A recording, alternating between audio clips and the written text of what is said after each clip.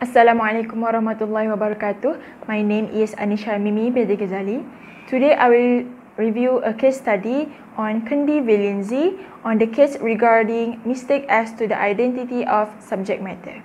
In acceptance, there is many factors that we can consider as acceptance. However, this case appears as one of contract by mistake. This case introducing the concept that contracts could be automatically void for mistake to identity. First of all, what is the case is about? This case issued in 1878, where the plaintiff received an order for handkerchiefs from a person named Blencorn, who signed in his name in a manner resembling Blenkiron & Co., a reputed firm located at 123 Wood Street. The purchaser further mentioned his address to be at 37 Wood Street, Cheapside, to which the plaintiff sent the goods to.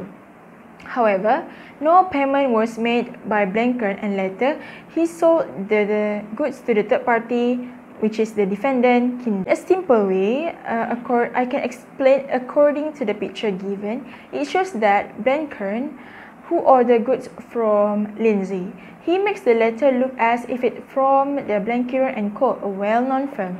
So, Lindsay assumes the order of goods is from Blenkiron & Co. and sends them out on credit to the Blencorn, not noticing that the address is wrong. However, Blencorn has not paid for the goods yet. Later, Blencorn sold the goods to defendant, Kendi. This situation led to the mistake of subject matter.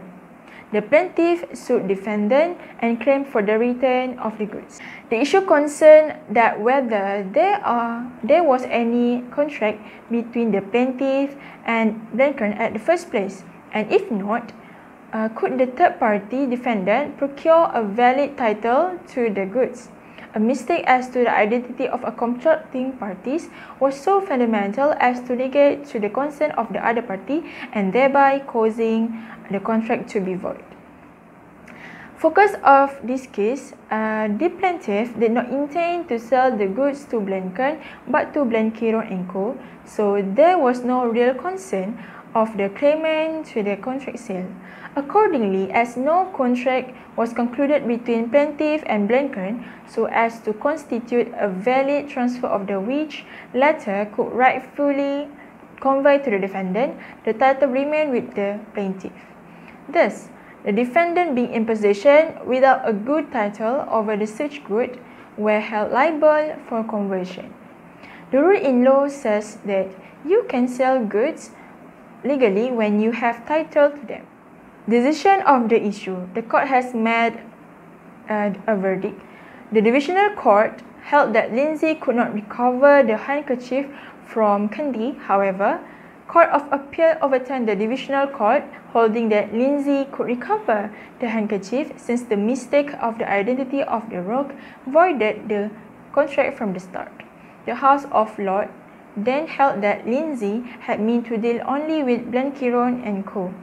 As we all know, the contract was based entirely on letter. After all, it was clear that the seller means only to deal with Blenkiron & Co. So the goods eventually could not be accepted by Blencorn. Hence, there is no contract between the plaintiff and Blencorn. Reason of the decision, the court held that there was no contract between the plaintiff and Blencorn, as the plaintiff did not intend to deal with him but with someone else. However, no title to the handkerchief passed to Blencorn, so that he also could not pass anything to defendant.